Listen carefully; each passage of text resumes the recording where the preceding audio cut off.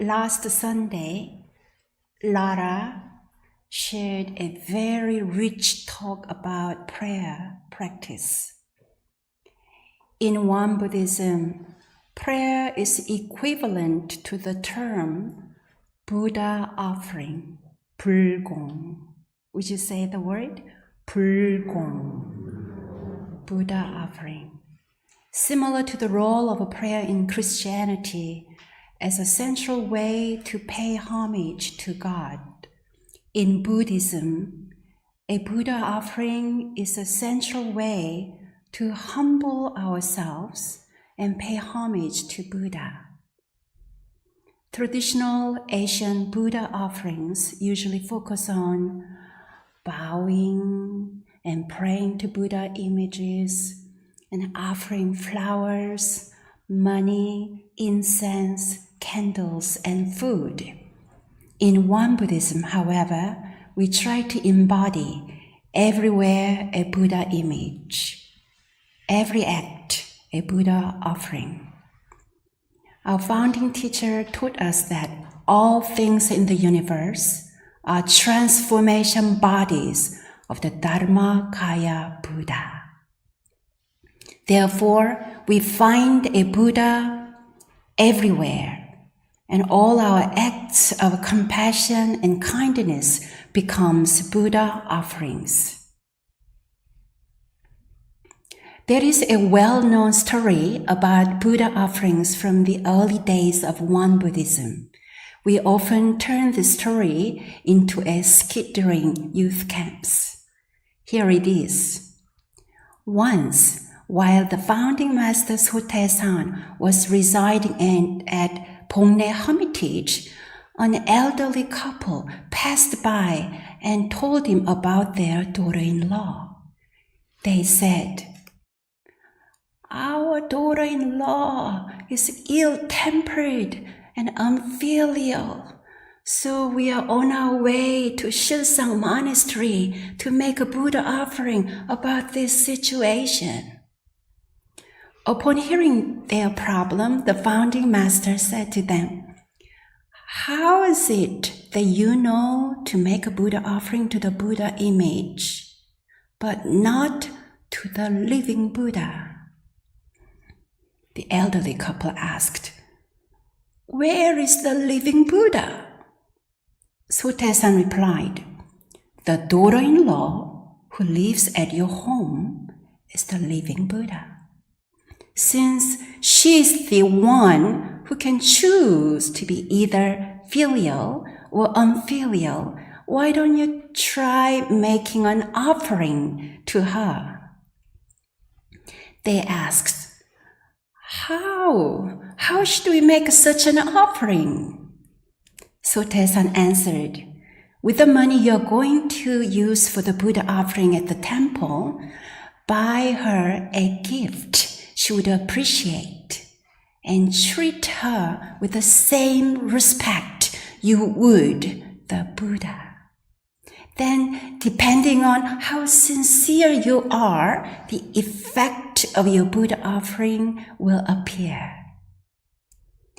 When the couple returned home, they did as he suggested. In a few months, their daughter-in-law did indeed become kind and respectful. Who knew? The elderly couple returned to the founding master and thanked him over and over. Sotaesan said to his disciples, "This is a pragmatic Buddha offering made directly to a specific object of transgression and blessing." Sophie, hearing the story, asked me, "Is this a real story?" I said, "Yes.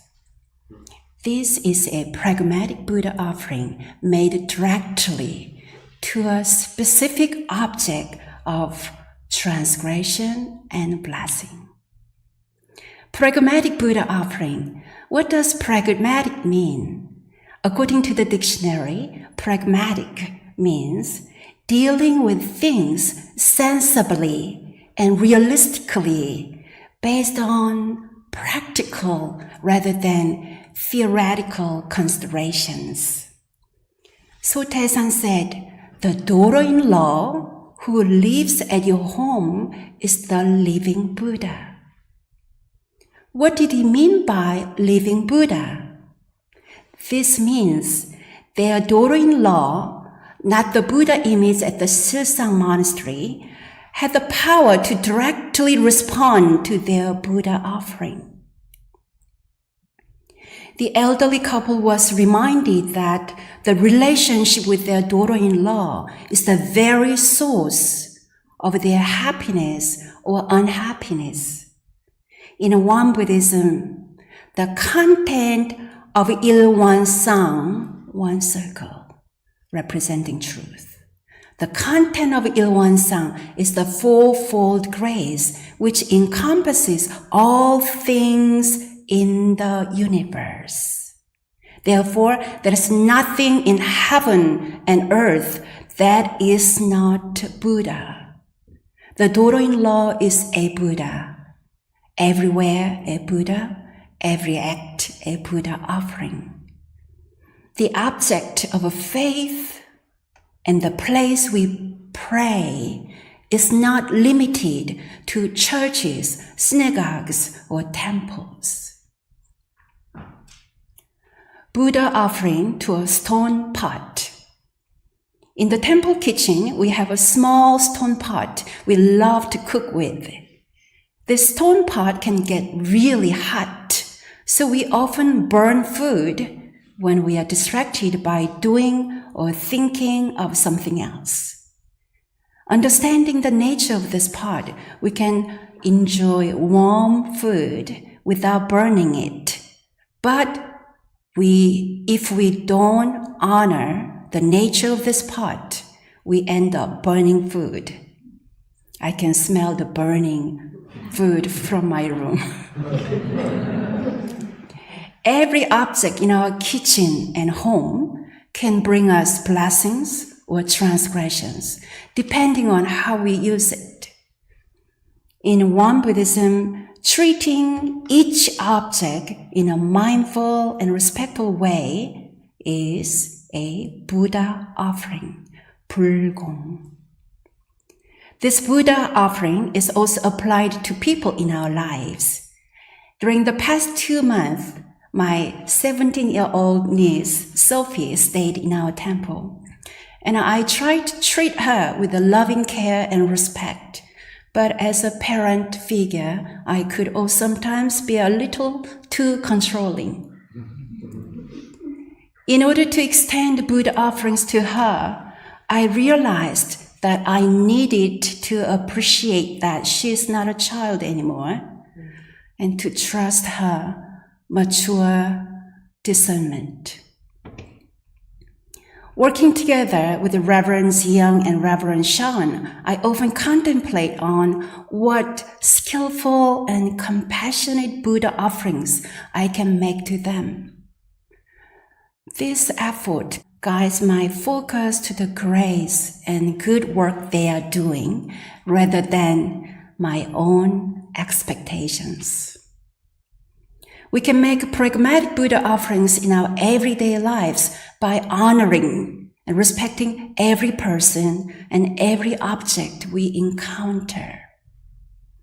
So, dear friends, deeply listen to the needs of your beloved spouse, children, and parents, and respond to them skillfully and appropriately.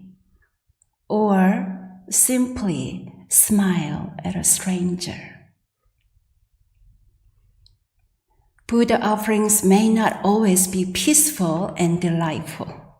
They can require hard work, earnest effort, and prayer, especially when we work with challenging situations.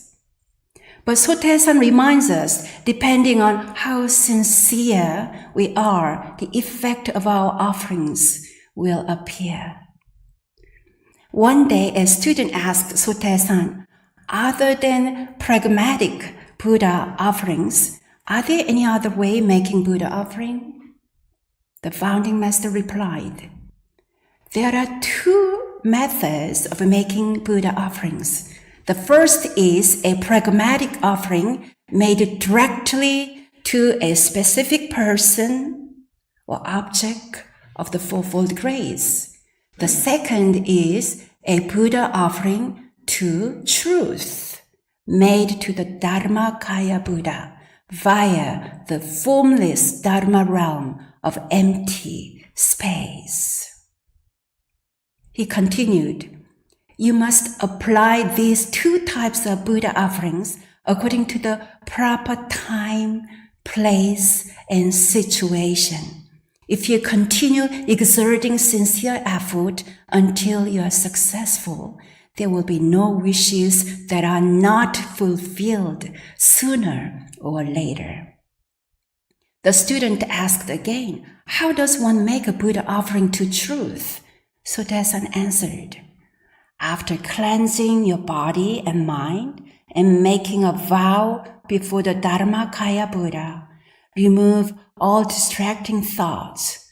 Single-mindedly offer up your sincerity by entering samadhi in silence, reciting the Buddha's name, or chanting a sutra. Then you will not only fulfill your wishes, but you will also attain the ability to deliver sentient beings. For this to occur, every bone in your body must exert itself, and your wholehearted sincerity must pierce heaven. In this passage, Sotaesan identified two forms of Buddha offerings, pragmatic offerings and spiritual offerings. We make spiritual offerings to truth by letting go of all distracting thoughts through meditation, chanting, and prayer. For example, during the last couple of weeks, as our hearts have gone out to the countless earthquake victims, many of us have offered sincere prayers. Regardless of the forms and faith traditions, all these are spiritual Buddha offerings. At the same time, numerous outreach organizations have been trying to help the victims in practical ways. In our temple community, 41 friends made contributions to the One Buddhist Disaster Relief Fund. These are pragmatic Buddha offerings. Along with these two ways of making Buddha offerings in our practice journeys, let us also remember to make Buddha offerings to our own minds, hearts, and bodies. After all, is it not our own minds, hearts, and bodies that become the source of offerings to others?